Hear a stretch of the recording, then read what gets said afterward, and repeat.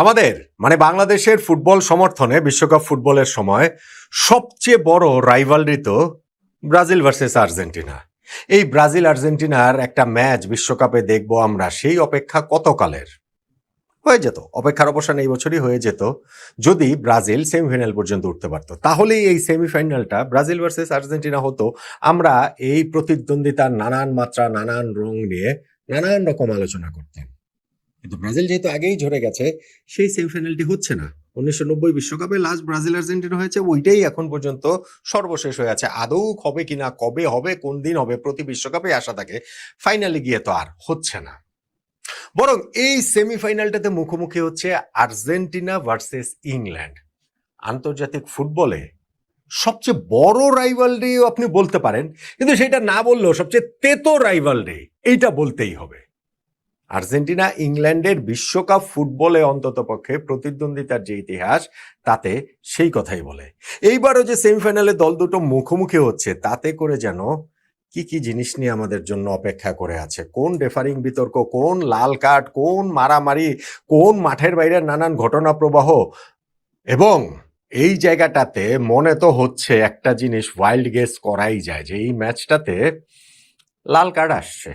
লাল card আসছেই আসছে। কার জন্য আসছে, কোন পক্ষে আসছে, এই জায়গাটা তো আমরা একটা ওয়াইল্ড গেস করতে পারি। ধরেন আর্জেন্টিনার একজন দুজনের কথা যদি বলি, ধরেন ইংল্যান্ডের একজন দুজনের কথা যদি বলি, বললাম আর কি, মজাই তো। পরে এটা আমরা খেলা শেষে মিলিয়ে নিতে পারবো, মিলিয়ে দেখতে পারবো।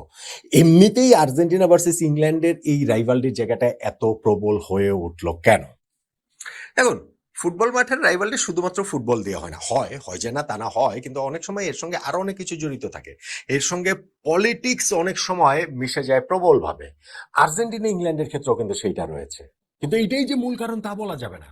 যেমন ধরেন পলিটিক্যাল যে টেনশনটা এই দুই দেশে, সেইটা 1982 সালে সেই ফকল্যান্ড যুদ্ধের কারণে। 74 দিন ব্যাপী একটা যুদ্ধ, যেইখানে ওই কি বলা চলে প্রশান্ত মহাসাগরে থাকা দুইটা ব্রিটিশ দ্বীপপুঞ্জ তাদের টেরিটরির অধীনে, সেইটাকে আর্জেন্টিনা দখল করে নেওয়ার চেষ্টা করে। ফলে ব্রিটিশরা এইখানটাতে পাল্টা আক্রমণ 74 দিনের একটা যুদ্ধ হয়, যেখানে প্রায় হচ্ছে গিয়ে 650 মতো আর্জেন্টিনা সৈনিক নিহত হয়েছেন, 250 মতো ব্রিটিশ সৈনিক নিহত হয়েছেন। ফলে সেই একটা রক্তক্ষয়ী সংঘর্ষ শেষে আর্জেন্টিনা আবার দ্বীপটা ব্রিটিশদের কাছে হচ্ছে গিয়ে দিয়ে দেয়, তারা সারেন্ডার করে, ওই যুদ্ধটা 74 দিনের শেষ হয়ে যায়। কিন্তু শেষ হলেও তো আর শেষ হয় না, ওই জিনিসের রেশ এখনো আছে, এখনো থাকে। এইটা তাদের ওই পলিটিক্যাল বয়ানে যেমন থাকে, ঠিক তেমনি মানুষের মুখে মুখের যে বয়ান, সেই জায়গাটা তো প্রবলভাবেই রয়েছে। যতটা ইংল্যান্ডে রয়েছে তার চেয়ে অনেক বেশি করে আসলে আর্জেন্টিনায় রয়েছে, কেননা তাদের কাছে ওইটা একটা পরাজয়ের প্রতীক যে ফকল্যান্ড ওয়ারটা তারা আসলে জিততে পারেনি। ফলে মাঠের ফুটবলে এইটার জবাব দেওয়ার চেষ্টা সবসময় আর্জেন্টিনা করে থাকে। এখন আমি যেটা বললাম যে এটা যে এই ওয়ার থেকে শুরু হয়েছে বা পলিটিক্যাল জায়গা থেকে, বিষয়টা কিন্তু সেটা না। আপনি যদি গোয়িং ব্যাক টু 1966, এটা তো 82 সালের ফকল্যান্ড ওয়ার, 66 বিশ্বকাপে কি ঘটনা ঘটেছে দেখেন। এবং সেই ঘটনার প্রেক্ষিতে ফুটবলে এই লাল কার্ড, হলুদ কার্ডের নিয়ম পর্যন্ত চালু হয়েছে এই আর্জেন্টিনা ইংল্যান্ড ম্যাচের ঘটনার প্রেক্ষিতে। এই যে 2 দিন আগে আর্জেন্টিনা যে ম্যাচটা খেললো সুইজারল্যান্ডের সঙ্গে, কালো রঙের যে ব্যান্ড পরে আর্জেন্টিনা খেলেছিল, সেটা নিশ্চয়ই খেয়াল করেছেন। সেটা কার জন্য জানেন? আন্তোনিও রাতিন, তাদের দেশের ইতিহাসের একজন ওয়ান অফ দ্য আইকন, এবং তিনি মিডফিল্ডার ছিলেন। 66 বিশ্বকাপে ইংল্যান্ডের বিপক্ষে তার সেই অতি বিখ্যাত কিংবা কুখ্যাত ঘটনা। কোয়ার্টার ফাইনালে মুখোমুখি হয়েছিল দল দুটি, যেখানে রাতিনকে রেফারি মাঠ থেকে বেরিয়ে যাওয়ার নির্দেশ দেন ফাউলের কারণে। প্রথমে একটা ফাউল করেছেন, সেই কারণে প্রথমে সতর্ক করেছেন। কিছুক্ষণ পরে আবারও রেফারির সঙ্গে তর্কাতর্কিতে যে তিনি হচ্ছে কি রেফারি দ্বিতীয়বার সতর্ক করতে তাকে মাঠ থেকে বের হয়ে যাওয়ার নির্দেশ দেন। কিন্তু রাতিন মাঠ থেকে বেরিয়ে যেতে রিফিউজ করেন। তিনি মাঠ থেকে বেরোবেন না, কিছুতেই বেরোবেন না। এবং তিনি বলতে থাকেন যে এটা যে জার্মান রেফারি, আর্জেন্টিনার ভাষা তো স্প্যানিশ, সেটা তিনি কি বলছেন সেটা তিনি বুঝতে পারছেন না। একজন ইন্টারপ্রেটার, অনুবাদক এনে দিতে হবে, তাকে বুঝিয়ে দিতে হবে, নইলে তিনি মাঠ থেকে বেরোবেন না। ঘটনাটা এমন একটা পর্যায়ে চলে গেছে যে ইংল্যান্ডে খেলা হচ্ছিল, ইংল্যান্ডের ওয়েম্বলিতে তাদের আইকনিক স্টেডিয়ামে, ওই তাকে মাঠ থেকে বের করে নেওয়ার জন্য পুলিশকে পর্যন্ত কল করা হয়। ফাইনালি ওই পুলিশ এসকর্ট করে তাকে মিনিট 10 পরে মাঠ থেকে বের করে নিয়ে যাওয়া হয় রাতিনকে। এবং বেরিয়ে যাওয়ার সময় তিনি ওই যে ফ্ল্যাগে, যে ব্রিটিশ ফ্ল্যাগ ছিল, সেটাকে দুমড়ে মুচড়ে দেন, তাদেরকে ইনসাল্ট করেন। এবং রানী এলিজাবেথ যে মাঠে প্রবেশ করবেন তার জন্য যে কার্পেট মোড়ানো ছিল, সেই কার্পেটের উপরে তিনি বসে থাকেন 5 মিনিট, প্রতিবাদে, এবং পরবর্তীতে তিনি বলেছেন যে ইংলিশদের তিনি অনেক অপমান করেছেন, কার্পেটে বসেছিলেন, ফ্ল্যাগ মুড়িয়ে দিয়েছেন।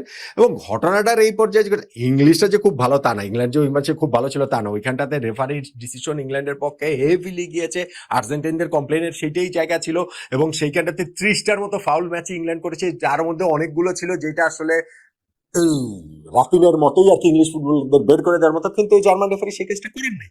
এবং সে ফাইনালে গিয়ে যে জিও ভার্সের একমাত্র গোলে যে ইংল্যান্ড জিতে, সেই গোলটাও অফসাইড থেকে হয়েছে বলে আর্জেন্টিনার দাবি। সো এইরকম একটা মহা বিতর্কিত জায়গা ঘটেছে। ম্যাচ শেষে ইংল্যান্ডের যে ম্যানেজার আলফ রামসে তিনি দৌড়ে মাঠে ঢুকেছেন যেন তার দলের কোনো ফুটবলার আর্জেন্টিনার কারোর সাথে জার্সি সোয়াপ না করেন, এটা তিনি নির্দেশ দিয়েছেন। প্রেস কনফারেন্সে এসে ইংল্যান্ডের কোচ আর্জেন্টিনার প্লেয়ারদের এনিমেল, জানোয়ার বলে পর্যন্ত আখ্যা দেন, সম্বোধন করেন।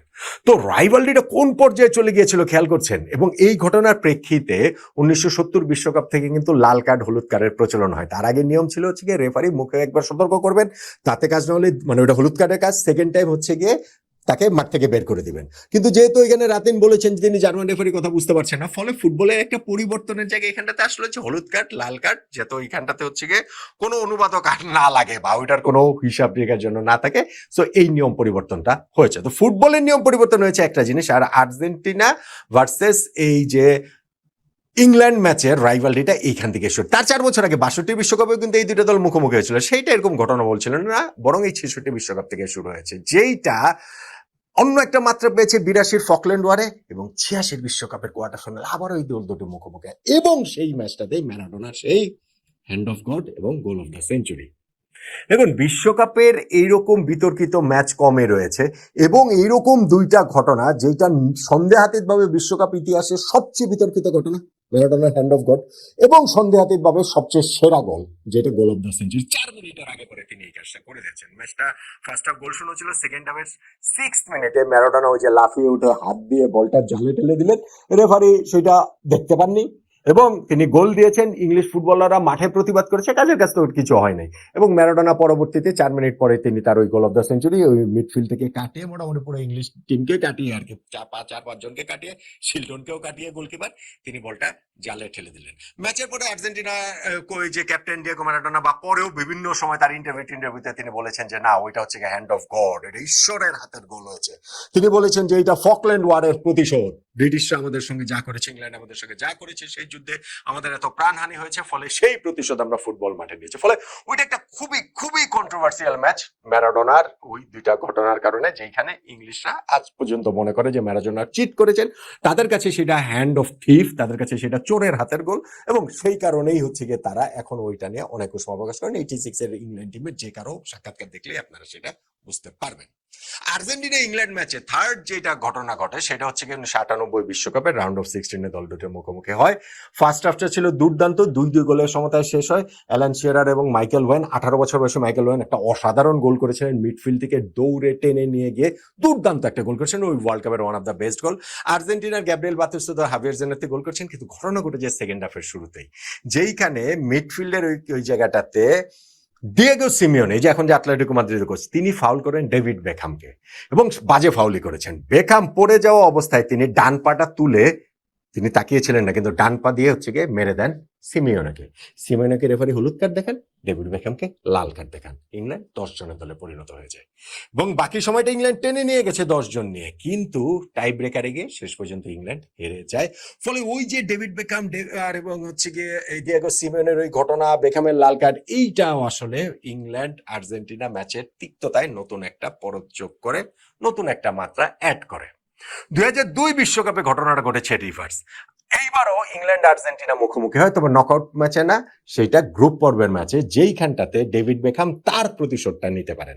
এইবার মাইকেল ওয়েনকে ফাউল করার কারণে মরিসিও পোচেত্তিনো, এই যে যুক্তরাষ্ট্রের কোচ ছিলেন যে এবারের বিশ্বকাপে, তিনি ফাউল করেছিলেন মাইকেল ওয়েনকে, এবং তাতে পেনাল্টি পায় ইংল্যান্ড, এবং সেই পেনাল্টি থেকে ডেভিড বেকহাম গোল করেন আর্জেন্টিনার বিপক্ষে ইংল্যান্ড 1-0 গোলে জিতে ডেভিড বেকহ্যামের একটা প্রায়শ্চিত্ত হয় এবং পরবর্তীতে এই রেজাল্টটা একটা ভূমিকা পালন করেছে আর্জেন্টিনা গ্রুপ পর্ব থেকে বাদ হয়ে যাওয়ার ক্ষেত্রে এবং ইংল্যান্ডের এই উত্তরণের ক্ষেত্রে। যদিও মরিসিও পচেত্তিনো যিনি ওই ফাউল করেছিলেন বলে রায় দিয়েছে রেফারি পিয়েরলুইজি কলিনা, ওই যে বড় চোখের ইতালিয়ান রেফারি, এখন যে ফিফার রেফারিং চিফ যিনি, তিনি ওই রায়টা দিয়েছিলেন। পচেত্তিনো অবশ্য দাবি করেন যে না, তিনি ওয়েনকে ফাউল করেন নাই। তিনি একটা ইন্টারভিউতে বলেছিলেন যে এটা বিশ্বাস করার কোনো কারণ নাই যে ইংলিশ ফুটবল সবসময় ফেয়ার হয়, আমি মাইকেল ওয়েনকে কোনো টাচ করি নাই, মানে তিনি বলছেন টাচ করেন না, ওয়েন এমন ভাবে লাভ দিয়েছেন মনে জানি তিনি সুইমিং পুলে লাভ দিচ্ছেন, ফলে ওইটা তিনি ডাইভ দিয়েছেন, এটা হচ্ছে গিয়ে তার দাবি।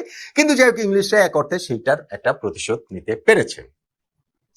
এখন দেখেন ওয়ার্ল্ড কাপের মতো স্টেজে 1966 বিশ্বকাপের রাতিনের সেই ঘটনা, 1986 বিশ্বকাপে ডিয়েগো ম্যারাডোনার ঘটনা, 1998 বিশ্বকাপে ডেভিড বেকহ্যাম ডিয়েগো সিমিওনের ঘটনা, 2002 বিশ্বকাপে আবার সেই পেনাল্টি ডেভিড বেকহ্যাম যেটার মধ্যে ছিলেন সেই ঘটনাটা, সবকিছু মিলিয়ে আর্জেন্টিনা ভার্সেস ইংল্যান্ডের রাইভালরিটা কোন পর্যায়ে আছে। এবং এইখানটাতে ধরেন আরো একটা মাত্রা ওইভাবে যদি বলেন তাহলে যোগ করেছে যে লিওনেল মেসি ক্যারিয়ারে প্রথমবারের মতো ইংল্যান্ডের মুখোমুখি হচ্ছেন, কোনো ফ্রেন্ডলি ম্যাচ এটাছেও কিন্তু মুখোমুখি হন নাই তিনি তার এই পুরো ইন্টারন্যাশনাল ক্যারিয়ারটাতে। ফলে এই যে ম্যাচটা হবে সেই ম্যাচটাতে অতীতের এই সব কথা মনে রাখলে এবং এইবারের বিশ্বকাপে যেহেতু আর্জেন্টিনার পক্ষে ফিফা কাজ করছে, রেফারিরা বাঁশি বাজাচ্ছে, এই কনস্পিরেসি থিওরি প্রবল ভাবে আছে এবং আপনি নিশ্চিত থাকতে পারেন আগামী কয়েকদিন এই ইংলিশ প্রেস এইটা নিয়ে একেবারে যা যা করা সম্ভব সেগুলা করবে পরোক্ষ চাপ প্রয়োগের জন্য রেফারির উপরে, ফিফার উপরে।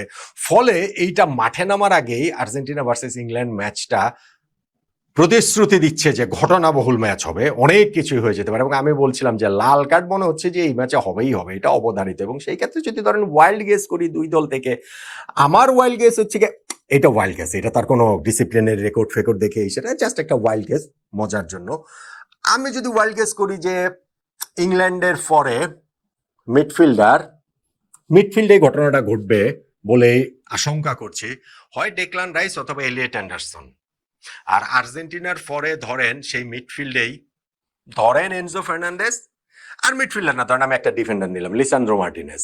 আর্জেন্টিনার লিসান্দ্রো মার্টিনেজ বা এনজো ফার্নান্দেজ আর ইংল্যান্ডের ডেকলান রাইস অথবা এলিয়েট অ্যান্ডারসন, এই চারজনের একজন লাল কার্ড পাবেন বলেই একটা ওয়াইল্ড গেস করলাম। কিন্তু এটা হোক বা না হোক, ম্যাচটা যে ঘটনাবহুল হবে আমাদের এই আগের বিশ্বকাপগুলোতে তাদের যে মুখোমুখি লড়াই 66, 86, 98, 2002, সেটাই আসলে আমাদেরকে বলছে, প্রতিশ্রুতি দিচ্ছে জমজমাট রুদ্ধশ্বাস ইংল্যান্ড ভার্সেস আর্জেন্টিনার লড়াইয়ের, দ্বৈরথের, সবচেয়ে বিশ্ব ফুটবলে তেতো দ্বৈরথের।